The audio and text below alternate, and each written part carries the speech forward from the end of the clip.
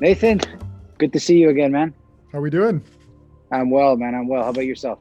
Yeah, it's good. It's a nice day out there. Yes, it is. Yeah, I'm in my backyard. Hopefully, the reception's pretty good.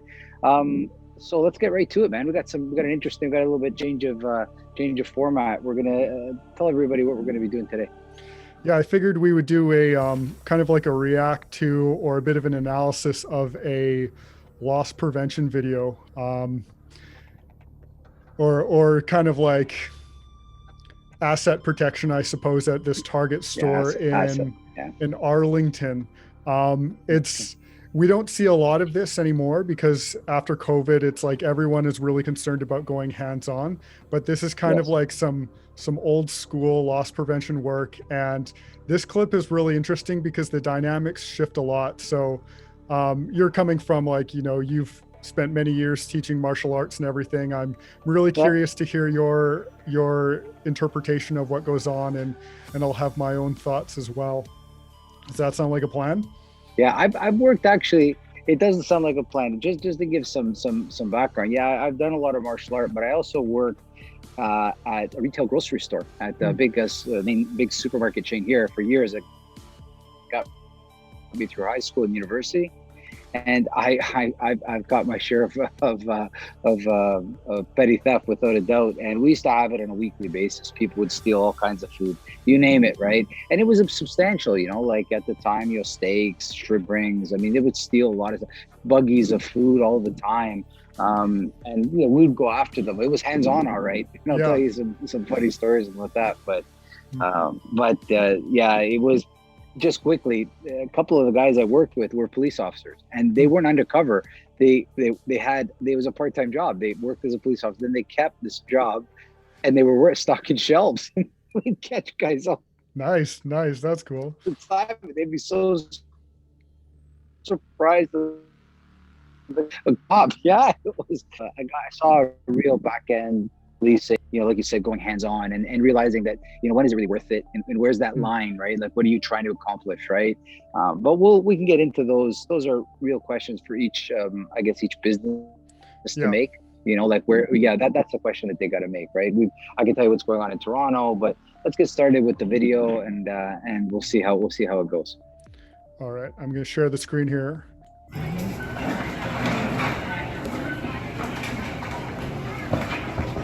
Hey, stop it! Stop it!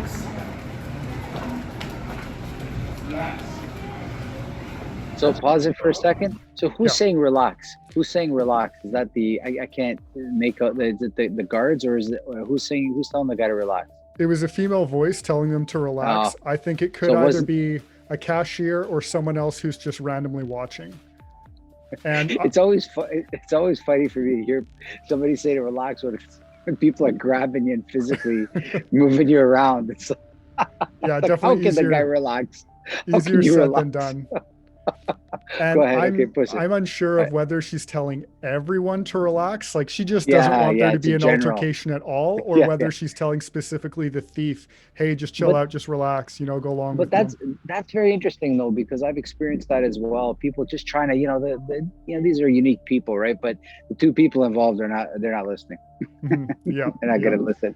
Okay, let's go. Let's go. So just to set it up a little bit too, we have there's your two loss prevention guys. They're the larger of the two, and then the smaller guy. He looks quite young. I don't know if he's maybe like 14 years old or something. He's the one who they're Yeah. attempting to apprehend. Mm, okay.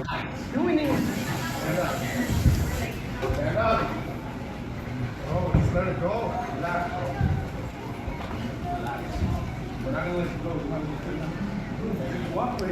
So the one's trying to apply a wrist lock on him. He's sure having trouble. And, Yeah. it just goes to show like if someone doesn't want to go, doesn't Yeah. matter what the size differential is, you're in for a fight no matter what. So the two of them, like, again, we're not, how everybody watching, like I know there's many stories behind this. We have no context as to how all this happened and what Hmm. was said before that. So, we can't judge all that. I don't know. We're seeing it at this point, right? Hmm. It would strike me that if you're going to try to do a lot of these things, it's best to get the person to the ground. If you make that decision to go hands on, I haven't seen them trying to take the legs, trying to get him down somehow. I haven't seen it, but I mean, let's see how it goes. Yeah, wrist lock standing when two people are struggling is going to be challenging for sure. Right. Yeah. Because that certainly would be the way to do it, especially when the guy's so light. It would be to just very carefully, very calmly lift them up, place them on the Yeah, ground, and then you can work from there. yeah. I You think just get weight on top of them. yeah, the downside to that though is that because it's like this whole situation breaks down because of the context, right? Because of all the sort of periphery environmental considerations. And if you take a person to the ground in this context, even if it might be safer for everyone, including the like, you don't know if they're fighting this hard, they could end up torquing the guy's arm or something, and it could be safer Oh for yeah, him if he's on the ground. However, it 100%. certainly looks worse to the untrained person who's looking in. So they might be standing because they're trying to put everyone who's watching at ease, even though it's Yeah. creating more of a struggle. It's hard to say. And like you said, we don't know what happened leading up to this. It's hard to just jump into it here. Sometimes when you're looking at it, it's like you look at the size of the guy, like you see it's much smaller, and you say to yourself, okay, I could just do this and it should be enough. Like you don't want to do overkill, like Mm, two big guys hauling the guy down. But then when it doesn't work, you become fixated on getting it to work. you right. know, Yeah. rather, and this becomes kind of a side conversation where you know we all have ideas in our head of how to approach something, Mm, but the situation changes and we got to be able to adapt very quickly, right? And make a mhm. decision to adapt. The stubbornness part is what really is the hard part. We get set on something and then we have a hard time seeing any other option, right? Right. So these two guys, they're definitely fixated on we're getting his arms, we're going to Yeah, control his arms. That's what we're going to do. And that sort yeah. of maybe is why it's not even working. I'd be curious where you think they should change tactics and what you think they should change tactics to as Well, this sort of video progresses. so I'll tell you what I'm listening for now. Mm, I'm listening for any words coming out of these guys' mouth, like trying to calm the guy down, right. like getting, like people will listen and follow if they're not scared, right? If Right. they're not, you got to put the person at ease. Like seriously, you got to just Right. say, hey, guys, listen, relax, man. Like talk, you have the words, the words that you want, like clear Hmm. instructions. Because if he Hmm. doesn't hear it, see, if I'm pulling, you're gonna push, right? Like Right. it's just it's an opposing thing. I need to hear something that will make me do otherwise. So Right. let's hear if there's any words coming out as this goes on. Let's go. So there is some. Okay. There is some, but it sounds almost a little bit more like a bit of a threat. Like if you don't cooperate, such and Yeah, such, right? yeah, that never usually goes well. Yeah. Ultimatums. Well, Ultimatums and are it's never like even though that is the reality, there's still other ways of, and it's 100%. hard to be diplomatic when you're multitasking, grappling with a person or whatever. But ideally, you're not just presenting, hey, like here's what we're threatening you with. So Nate, some interesting. So I've been in some situations at my club where Mm, I had to. It wasn't a student training. Somebody had come into the mm, club wanting to cause problems, and yeah. I threw them out quite. And the whole time I kept telling them, I need you to leave, and you're trespassing, nice and calmly. I need you to leave. You're not allowed to be here. You're not an active member. You're just coming here to cause problem. I don't think you're well. I think if you want to fight, you come back another time. Maybe when you're sober. The guy was drunk. Mm, And the words out of my mouth were keep reiterating what I wanted. I need you to get outside. I mhm. need you to leave the premises. You're trespassing. Even as I'm grabbing them and putting them Right. up, the words were always clear. Like it is part of training where under duress, you're able to calmly communicate exactly what it is that you hope and you want. Right. Right. I need you to lie down on your stomach. I need you to listen to what we're going to say. Hmm. And Hmm. then, so I don't know. I mean, everybody's at different points of their training, but this is a higher level for sure of training for people, right? So people watching, maybe a guard, take advice from this, right? You really need to find your words under duress. Mm, You need to be able to keep yourself composed and give clear instructions is exactly what you want, right? mm. So yeah, let's see where this goes. I'm interested now. Hope there's a happy ending. So not bad use of the wall too. Yeah, Like yeah, we wall's talked about okay. bringing it to the floor, going to the wall. That was a good decision tactically. Yep.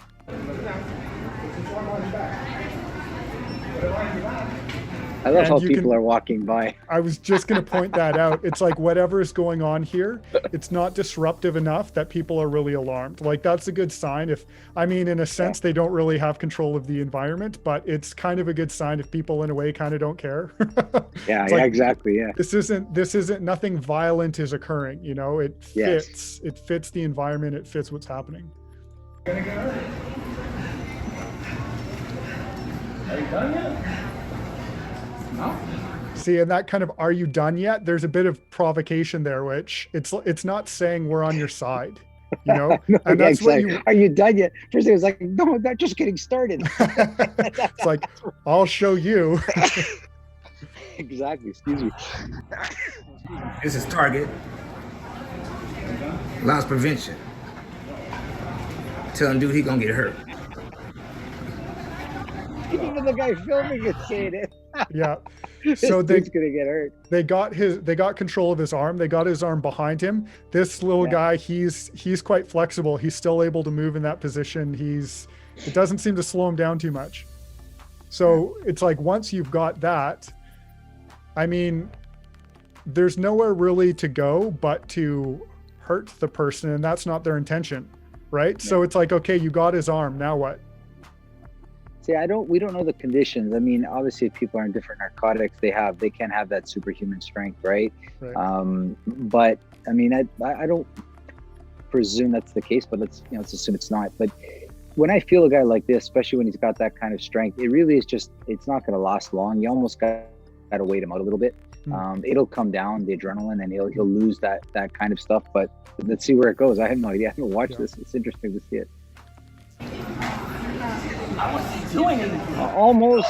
No, up he goes. That was close. I haven't seen him do a leg sweep. Have you seen leg sweeps anywhere? Are they using their leg a little bit? They're just starting to. And I know once this smaller guy here, once he loses control of his arms, and they start to actually just lift him from the arms.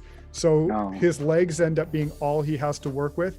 He certainly utilizes his legs, and I don't know what it is that he really expects to accomplish. They start to do some kind of funny things with the legs here a little bit.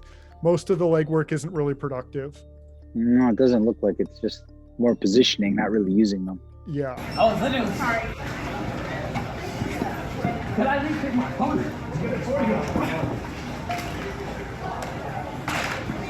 Stand up. See, there's a bit of leg work going on. A little bit. But there's a lot of movement, right? He's getting his balance again, right? Like, Yeah. and that guard's got to get a better belt, man. Yeah. Yeah. And interestingly, it's like, because he knows he's coming off the ground, he's using the larger guy as his anchoring point. Yeah. And Yeah, they're not like, working together. This is probably a guy who's got like older brothers, you know, and he's just used to wrestling with his older brothers, and maybe he doesn't know techniques or whatever, but he's spry and he knows how to, he knows how to get out of trouble, you know? Yeah, for sure. Yeah, he's definitely.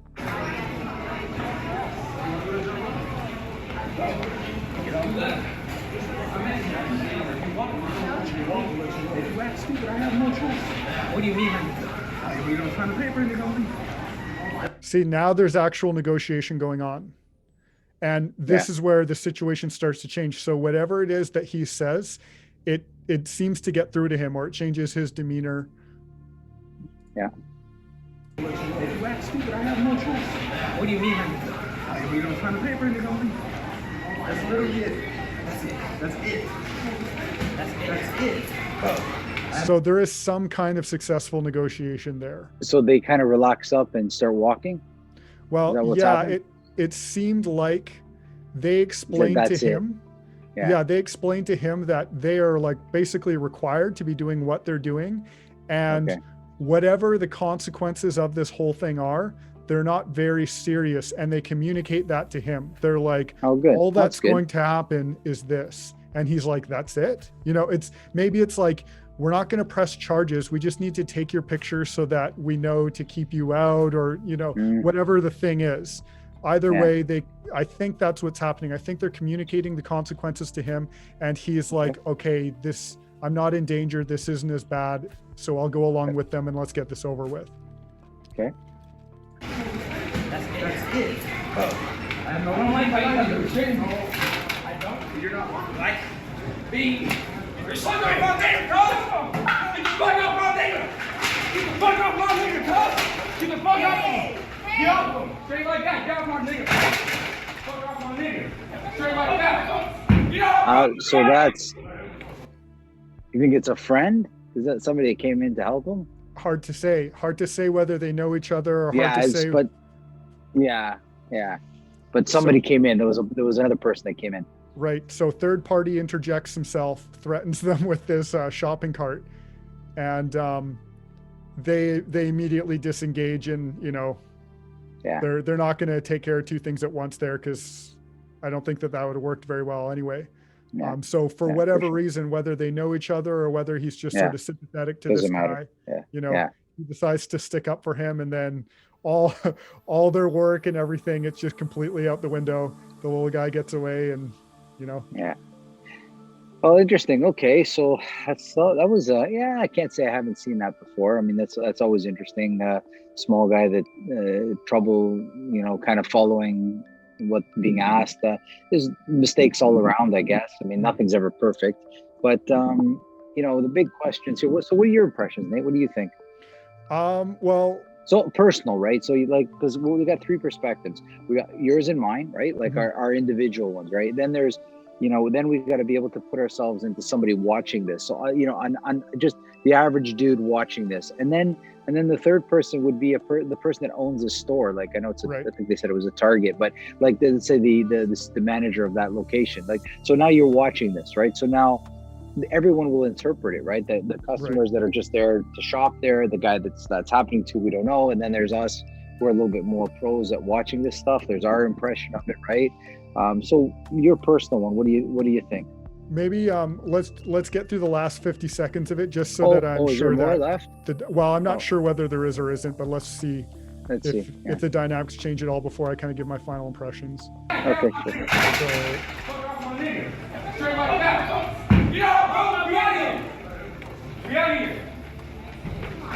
Was he expecting to fight? Why didn't he just completely bail? I don't know. I don't know. There's so much context. Like, sometimes it's personal. He said, "Get out of here." Who's saying "get out of here"? The guy that threw the cart? The third party who threw the cart, he is telling the younger guy, "Get out of here." Okay. Right? Because he's sticking around as if they're going to fight.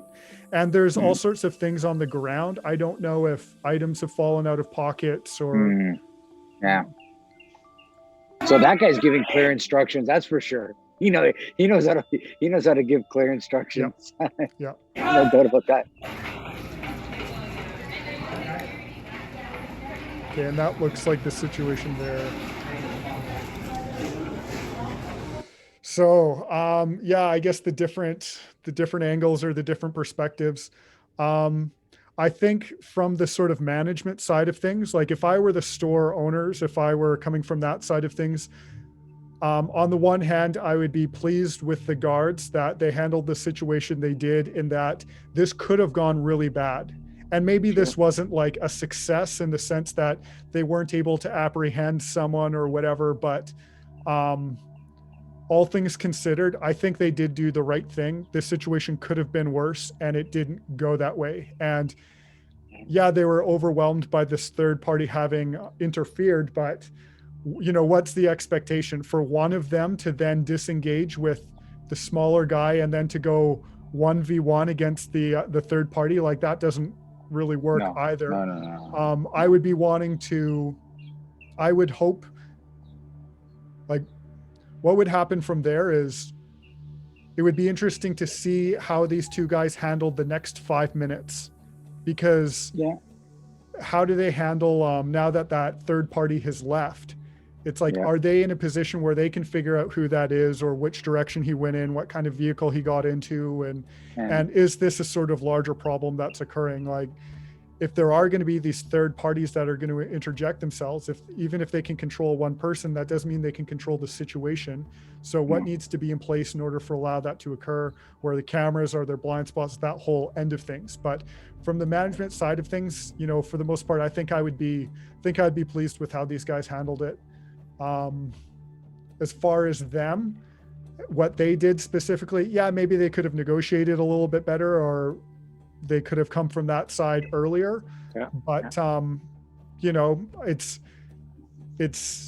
easy to judge the situation when you're not in the moment. And from what we can tell, I think they did the right thing. And then as far as the layperson watching, yeah, I don't particularly know what the layperson would think observing. Well, I think, so go ahead. just, I think, you know, like we brought up, seeing all the other people kind of casually going about is an indicator that the average person or the lay person, they weren't really concerned about this. It seems like they were a little bit worried after the guy tried to throw the cart. There were some people helping pick things up or whatever, but it wasn't a truly dangerous situation. No, yeah. So, yeah, no, great, Nate. Yeah, it's, again, for people watching, I mean, you know, please try to avoid yes and right and wrong, yes and no's. There's so many gray areas here. You got to we need to kind of more reflect and understand, right? From a management perspective of the store, I think that, I don't know what he stole, but it would strike me that the bad PR and, you know, all this would have a way bigger effect. I mean, okay, the guy, let's say, got away. What if he ended up hurting? What if, let's say, he broke his arm and trying to apply that wrist lock, right? Now, you know, what does it cost to get a lawyer to go to court? You know, because you even though you're going to be defending it. I mean, what did he steal? Like, what are we talking about here, right? So you got to outweigh this. When you go hands-on, you have to be ready for those things. You have to be ready to say, yes, I'm willing to take on, you know, I mean, you can't get a lawyer to move for less than $3,000 to $4,000 to $5,000 nowadays, right? And that's just a start. So, like, what did he walk away with? Like, was it, you know, like, it's a $30, you know, I don't know. Like, so you got to look at that, right? Because, you know, and then there's just all the other things that come with it. I'm not saying you just put your hands up, but maybe you look at, you know, I'm saying as a management, right? Like, if I owned the store, you know, what would I do, right? Make sure you have good cameras, make sure you have good, you can have guards around just as a kind of visible presence, so to speak, right? And they can, you know, they can approach somebody, but whether you have them go hands-on and go to that level, I don't know. Mm-hmm. Like, I know here in Toronto, I don't think I've seen a place that goes hands-on. I mean, you can literally walk into the LCBO in Toronto, just literally take whatever you like and walk out. They're not going to touch you. And, you know, they've just said for a $40 bottle of booze, it's not worth you running out the front door, tripping on the front door. Your own accord, you tripped on the front door, or you literally tripped, or you smashed into the sliding door. They're going to be liable. You're going to be going to court, right? You know, because you chased him and you scared him, so he ran into the door. You'll see, it's you know, I'm not trying to mock the legal system. I'm just trying to have people understand what's happened and why people have made their decisions. So if the LCBO, and I'm not picking on them, a lot of people have done that, right? Have used that kind of idea.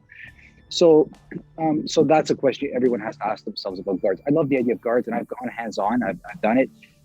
You know, in the early days, I've even, you know, knocked out a few people in a grocery store for shrimp rings. Like, I don't know, was that really worth it? Like, I don't know. Like, I mean, at the time I was young and that policy was in place, you know, but I don't think it was right for all the negative PR, right?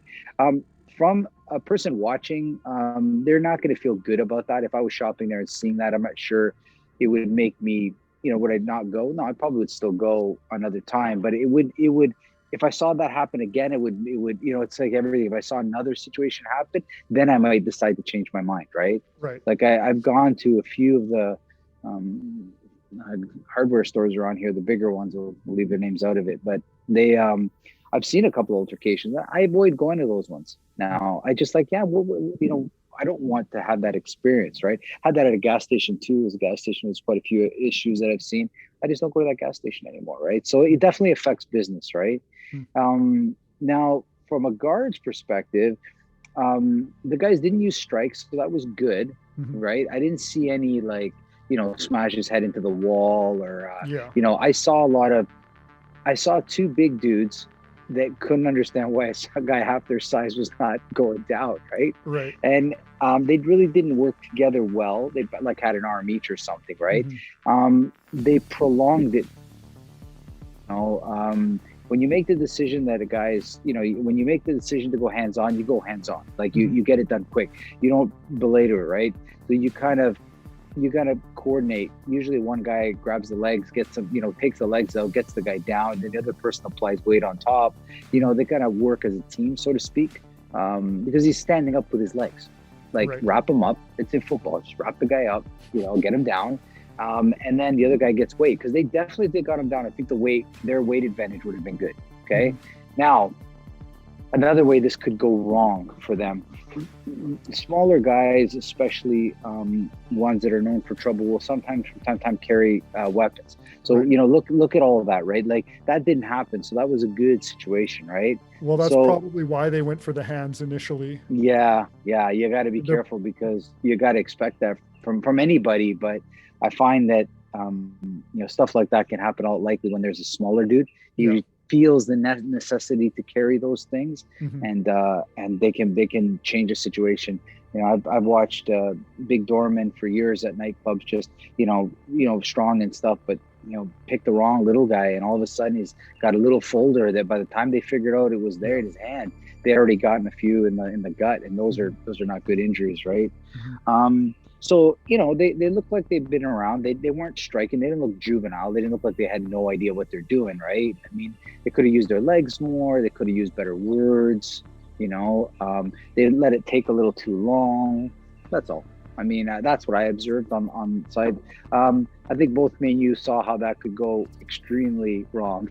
Yeah. Right? Like that boy, like looking at that at any moment, that situation could just go nuts, right? The guy that intervened that threw the cart, you know, if there wasn't maybe two more guys like him, you know, and that, I've seen that happen too. You know, two doormen, everybody's good, and all of a sudden they forgot they didn't know that the guy that they're hauling down, they had four brothers that are there, and all of a sudden now you've got four brothers involved, right? And they've been working with each other, that's for sure. Right. Yeah. and oof, man, that was I've seen that happen. So I think everybody watching realize how explosive these situations are, how they turn on a dime, how things can shift so quickly, right? You know, it's just so interesting for me. That's why I've always told people with training that the ability to adapt is so important, right? Adapt, right? Emmanuel, your impressions, where your thoughts are with that. But, you know, in training, I love to teach people to, you know, be able to go up, go down, and calm yourself down too, like everything. I mean, the situation can end quickly, right? I have some real interesting moments, Nate. I mean, I remember two guys, they're just about to, you know, they're just scrapping. You know, there was a break. It was chaos everywhere, right? And then they both needed a break, right? And there was just so much adrenaline in the room. And then a girl behind them went to go, like, get involved to kind of tell them to stop. Right. And then the one guy cocked back. He didn't know she was there, and just threw the best elbow I've ever seen in my life, and caught her square in the orbital, like right here. And she just, it went straight, and you heard the crunch, even amongst all the people, you heard that sound. And I was there, and I remember it was like, you know, 10 guys full of rage and just stopped. And they all knew that, there's an innocent bystander right now. And they just, every single one of them became a little boy that got caught with their hand in the jar. And it sobered them quickly. Every single one of them felt bad at that moment. Like that was 10 guys fighting 5-on-5, literally chaos. And the best strike that was thrown was an elbow in the back that the guy didn't even see.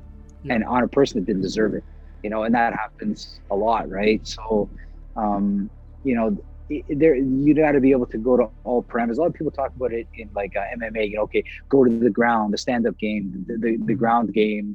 It's like there's way more levels there. There's the talking game, there's this game, there's that game. Like, oh boy, you better have all of them, you know. Like if you find yourself, you know, confronting a guy with a weapon, you better study how to kind of calm him down. Otherwise you don't want to jack him up, right? So it changes very quickly, right? I remember in our last conversation, we talked about the sort of cookie cutter jujitsu, criminology, psychology student, right? And so much of the training that people do it fits a very specific context. So you've already predetermined that you're in the ring and you've both consented to fighting, and there's your rounds, and you know when it starts and ends, and you know what the intention of the other person is, and you more or less know their level of motivation as well, and like what they have on them. And so all of that context is already predetermined, and reality, like the outside world, isn't like that at all. And it can go in multiple directions. There can be, you know, like you just described with the weapon or everything, but also it can go in the other direction where maybe the person isn't really motivated to engage in the altercation. And so for you to treat it like it's a fight is completely going to push things in the direction that you don't want. These guards, now that I kind of go back and look at it, it's like how you said that, what if there were two people or multiple people? What if he had multiple friends? How fortunate are they that that guy announced himself, that he he wasn't really interested in fighting. He didn't just jump in. He just jump in with them. He could have blindsided them, right? And that's really the hard thing is that you're engaged in the interaction, you're engaged in the altercation, but you have to be completely around you as well. And in your example where you have all these guys fighting and scrapping and everything, and a stray elbow goes loose and breaks someone's orbital bone, that's still in the context of people like knowing what it is that's occurring. But when you're in public, it's so much different. So they're fortunate that that the guy wasn't too serious. He announced himself and he didn't just cold cock them. No, it was, I mean, it had tons of potential. I mean, so again, going back to people watching this, we're not, both me and you're not looking to lay blame, or, I mean, we don't know what happened before and what we're getting at. We're just trying to, I guess, shed some light on, because I mean, we're in the security industry and this happens from time to time. And the best thing you can do is analyze it, understand it, and ask yourself, what would you do in that situation differently? And then learn from it. That's all. You learn from it, right? And I call this, in my personal, when I'm training people, I call it the NASCAR theory. I if you look at American racing, NASCAR racing, right? What do? They take the car apart on Monday, completely take it apart, and they look at it, they x-ray all the parts, they put it all together, they give it a race on Wednesday, they do it, and then Saturday they're racing.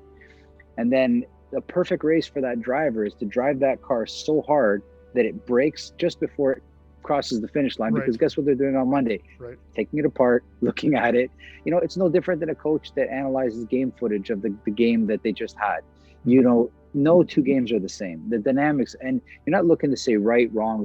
You're looking to understand where things broke down and maybe making them better for the next time around, right? And before you go hands-on, I always tell people, I go, make sure you've exercised all the stuff before that, because that's how unpredictable it is. That's what that teaches you. There's nothing that can go that same way, right? So really interesting clip, and I saw a lot of great flashback memories for myself. Well, you got to relive your youth a little bit. Not even youth, man. You can't make this stuff up the way it happens. Sometimes it's so interesting. I mean, nowadays, especially when we're, everybody's in the kind of isolation mode here in Toronto, you can see people are agitated, right? And I take an extra effort not to be unsure, take an extra moment to calm down. And if people aren't doing that, you could easily see how you could get unreasonable. Right. You could be, and then you want to avoid that, right? So those things might, and hopefully not, but I have a feeling you might see more of that stuff with just frustration levels. Right. People just really reaching the breaking point. I don't, nobody advocates it, but I think we can all look back at a time where we're just beyond frustrated, and that, you lose your cool in hindsight, right? Yeah, that sort of cultural context certainly goes a long way. And where we are, where you are in Toronto is different than necessarily where we are on the West Coast. And where all of us were today is so much different than where everyone was, say, 2 years ago, right? And this clip too, I mean, it's in Texas. So there may be a much more kind of like public understanding of stand your ground and go catch that thief. And maybe the public would almost be rooting that on. And, it's hard to say really what the cultural context is, but that most certainly goes a long way. No, but I completely agree with you. Every business has to make their mark, right? Maybe Right. they've tried everything, and now theft is so rampant that they're going hands on, and maybe Right. that they feel that this will get around, that we're willing to, and maybe that's what they want. It's completely up to that person. I mean, I'm not sure we're anywhere close to that here in Toronto, Mm. but who knows? I mean, anything can change at any given moment, and um, just looking at it and analyzing it was the interesting part from what I took out today. It's like, yeah, it's good to do this once in a while. It's good to kind of look at this deeper and maybe give people, because there's a lot of guards. I mean, I was amazed. There's a lot of police officers that have never drawn their weapon. There's a lot of police officers, a lot of guards that have never really been in an altercation. Yeah. They've never seen it. They've maybe trained or they see, but nothing of any substance, right? So who knows, right? Maybe this will be a value to say, my advice to those who is make sure you get training, and there's nothing like martial art training for sure. Like, you need some of that, as far as I would consider, right? And a basic course is not nearly enough, for me personally. But nonetheless, you'd start somewhere, and just make sure you understand how to give clear instructions. Think of how important that is for a police officer at a crosswalk, or not crosswalk, at an intersection that the lights went out. Like, you see the accident, right? Right. If you give clear instructions, people usually will follow. I'm pretty, but it's when they're not clear that people kind of go astray. Mm-hmm. So being able to give clear instructions as to what you want to somebody goes a long way before you start to feel them necessary that they're not listening to you, right? And before we end, I'll tell you a funny story, because I worked as a doorman for years, and I'm not a big dude, right?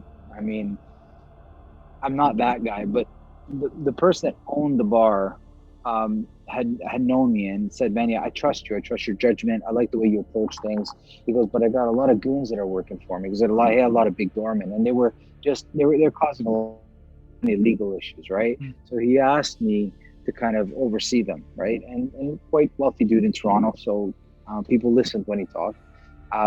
So I gathered the guys, and it was great. We had understanding, and then there came a situation where a guy was, I don't know, just dancing on a table or something. It was something stupid, right? Nothing as one incredible, does at the bar, right? Yeah. Yeah, there's always. So I told the two guys, "Okay, go tell the guys just got to get off," right? Well, I turned my back, and next thing you know, I hear on the mic at the time, back up. Actually, these two guys are just wrestling around with the guy on the ground. And I walk over there, and I'm annoyed now. I'm annoyed because right away I know it didn't need to happen.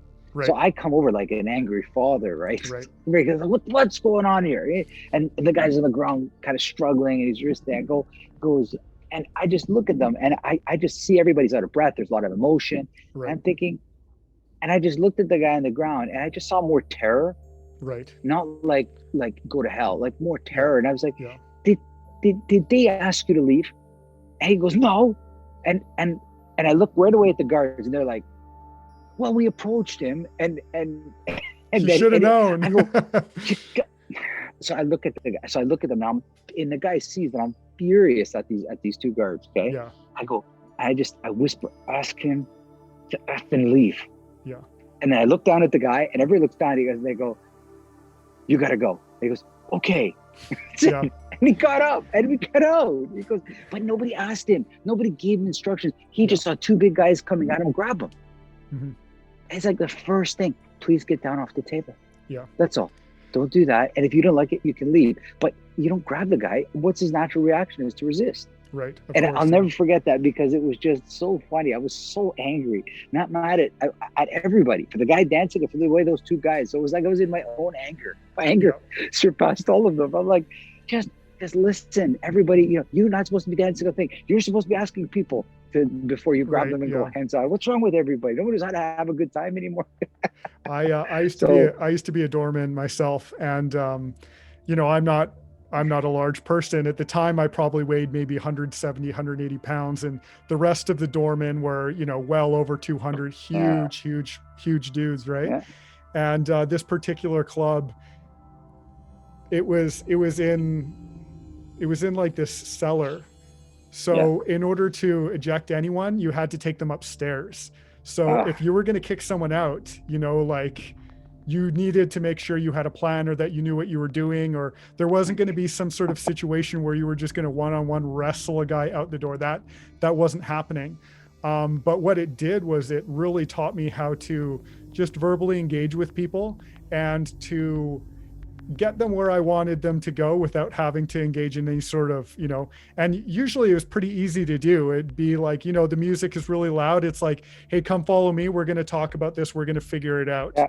And then all of a sudden they're outside and we're negotiating. And it's like, okay, so now if you want back in, it completely changes the dynamics there. Or there would be, if someone was like really sloppy, really out of it, they want a free t-shirt. So just follow me.